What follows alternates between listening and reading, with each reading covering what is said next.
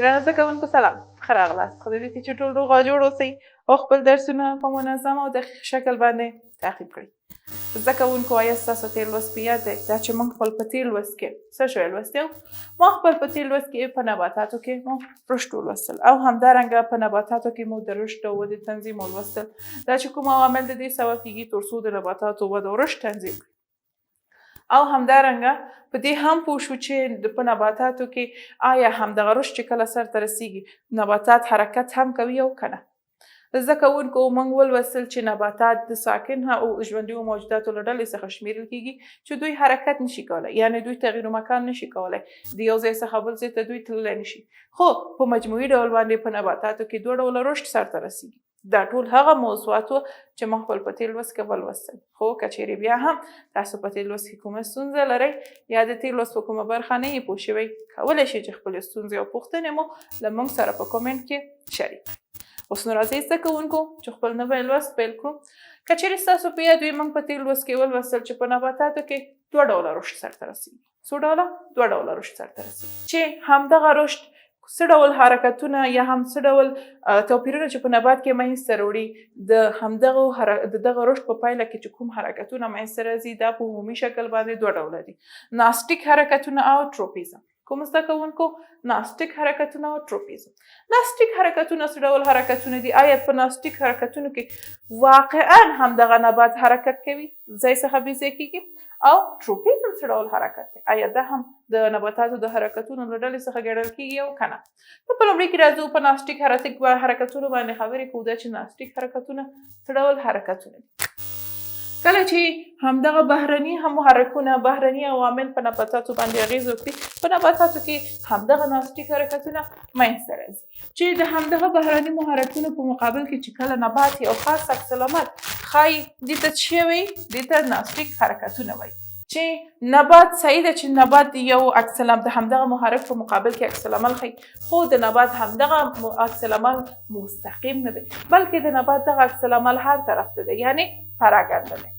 د مثلا که چیرې موږ په نظر کې ونیسو د ماموزه بوټی یو ډول بوټی دی چې کله همدغه بوټي باندې یو څه شی دغه بوټی لمس کړي، یعنې د تماس په اثر باندې د دغه بوټي پاڼې غورځي، یعنې په همدومره معمولي او ساده حرکت باندې که چیرې څوک د همدغه نبات بوټي یا د همدغه بوټي پاڼې په تماس کړي یا هم ورسره په تماس کې شي، نو د همدغه بوټي پاڼې غورځېږي یا رالویږي، چې دا د نبات رشد نه دی، بلکې بهرني محرکونه دي چې د همدغه پاڼو د رژېدو سبب کېږي. یعنې دغه پاڼې چې رژېږي د دې دلیل دا نه دی چې دا نبات نور خپل اصلي یا هم همغه آخري رشد ته رسېدلی چې بیا نورې دا پاڼې راولویږي، نه، بلکې دا بهرني محرکونه دي چې د همدغه پاڼو د رالویدو سبب کېږي. دې ته موږ وایو ناستیک محرکونه. اوس راځو بل عنوان ته. بل عنوان مو ټروپیزم دی. نباتات چې په چاپیریال کې موجود دي د چاپیریال د محرکونو په مقابل کې د ځانګړو ودو په مقابل کې چې مختلف عکس العملونه ښیي. یعنې نباتات چې د کومو محرکونو سره په چاپیریال کې لاس او ګریوان دی یا هم ورسره په تماس کې دی مختلف عکس العملونه ښکاره کوي.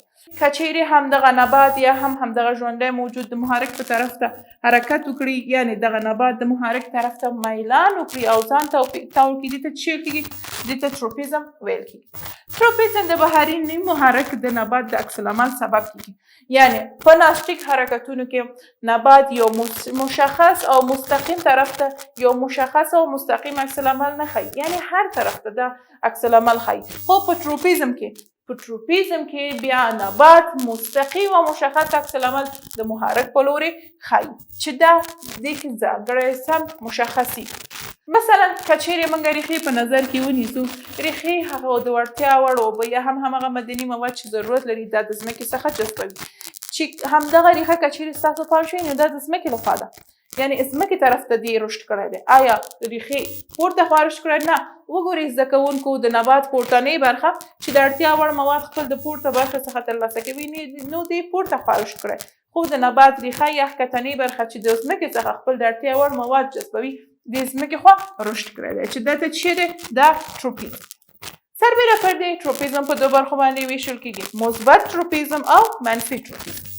مثبت ټروپیزم هغه ټروپیزم دی چې نبات د محرک په طرف رشد کوي، یعنې کوم لخوا چې دې ته اثر رسېدلی یا هم ورته احوال یا خبر رسیدلی نو همغه طرف ته چې کله دغه نبات حرکت وکړي یا د محرک په طرف چې کله نبات حرکت وکړي دې ته مثبت تروفیزم وایي خو که چیرې نبات منفي مخالف لوري ته حرکت وکړي یعنی هغه لوري کې چې دی کار نه لري د هغه لوري لخوا ورته کوم محرک نه دی رسیدلی دې ته بیا منفي تروفیزم ویل کیږي مختلف عوامل په د تروفیزم په رشد کې اثر لري یعنی مختلف محرکونه موجود دي چې دغه مختلف محرکونه په مختلفو ډلو باندې ویشل شوي دي چې دا 15 ډلې یا 15 ګروپونه دا عبارت دی فوټوټروپیزم جیوټروپیزم او یا هم ګریویټیو تروپیزم څخه ده کیموټوټروپیزم هایدروټروپیزم او همدارنګه ټایګوموټروپیزم یعنی دا هغه 15 محرکونه دي چې د تروپیزم په حالت کې د نبات د محرکونو له ډلې څخه ګڼل کیږي نو زده کوونکو په راتلونکي لوستونو کې به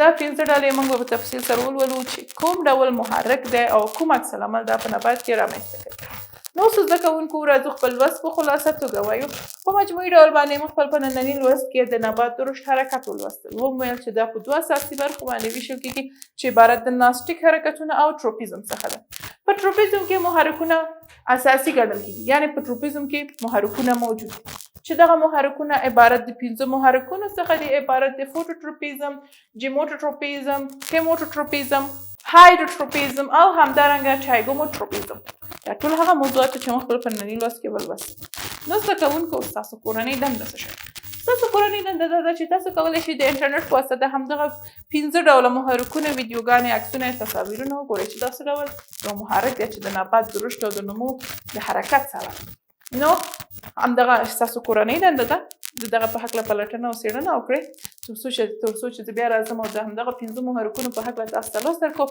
تاسو اوس ابتدایي معلومات او آمادګي د همدغه موضوع په هکله ولرئ نو زموږ نننی لوست همدلته پای ته رسېږي که چیرې بیا هم تاسو په ننني لوست کې کومه ستونزه لرئ یا د لوست په کومه برخه نه یې پوه شوي کولی شئ چې خپلې ستونزې مو له موږ سره په کومنټ کې شریک کړئ همدارنګه زده کوونکو تاسو کولی شئ چې د کتاب صفت زموږ د ویډیو د ډسکرپشن څخه ډاونلوډ کړئ نو تر بیا چې ته راځم او د بیولوژي مضمون نو ویل لوست تاسو ته درکوم تاسو په اړخ سلام علیکم